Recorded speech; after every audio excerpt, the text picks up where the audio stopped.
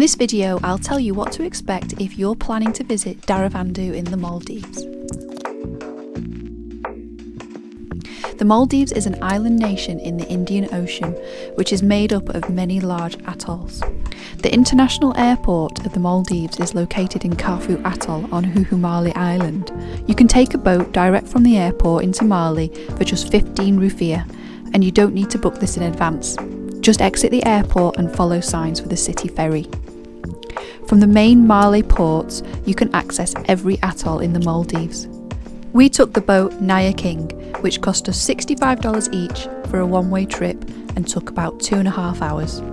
Dharavandhoo is to the north, in Bar Atoll, and can be accessed by boat or by plane, as the island is the only one in Bar Atoll to have a domestic airport. This does affect the island somewhat, as many people visiting the neighbouring islands and resorts will go via Dharavandhoo, and the runway takes up a lot of the island interior.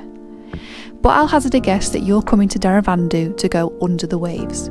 So don't let the airport deter you, as Dharavandhoo has one of the best house reefs in all of Bar Atoll, with a great abundance and variety of tropical fish, reef sharks, turtles and larger marine animals. Dharavandhoo is the most common launching point for visits to the nearby Hanifaru Bay, a UNESCO World Heritage Site famous for its huge congregations of manta rays, especially during the monsoon season. However, manta sightings are not guaranteed, and whilst we visited in June, we were not lucky enough to see any in Hanifaru. But your hotel or guest house will help you, as there are a team of people who monitor the bay with drones, and if there are mantas, it's only a short boat ride over from the harbour. As with all Maldives islands, wearing a bikini in the town is not encouraged, and there are designated bikini beaches for tourists instead. The bikini beach here is to the northwest, and the beach is divided into several shallow and sheltered bays because of some artificial breakers they've installed. Our recommended beach is Kia Beach. Every day we saw several baby black-tip reef sharks patrolling the shallows. The reef in this section was also the best in my opinion. Compared to neighbouring islands, Dharavandhoo also has a selection of mid-range and affordable budget guest houses. We stayed in Violet Inn, which is highly rated, and as I mentioned, the main attraction here is the house reef, and whilst there isn't a coral garden, there was great fish, and the beach was also absolutely stunning.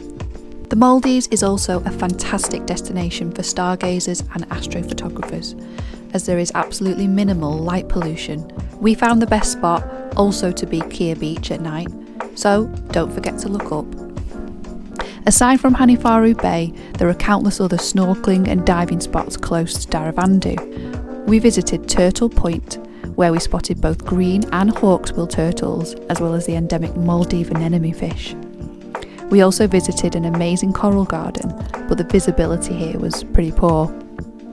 Speaking of which, visibility here in the Maldives is generally poorer in monsoon season. Despite some rain and changing visibility, we thought that monsoon season was the best time to visit. The island is just more affordable, quieter with no crowds, and still has glorious blue skies for most of the day. What do you think? Have you got any good tips for visiting Dharavandhoo? If so, let me know in the comments. And don't forget to like and subscribe. See you in the next one. Bye!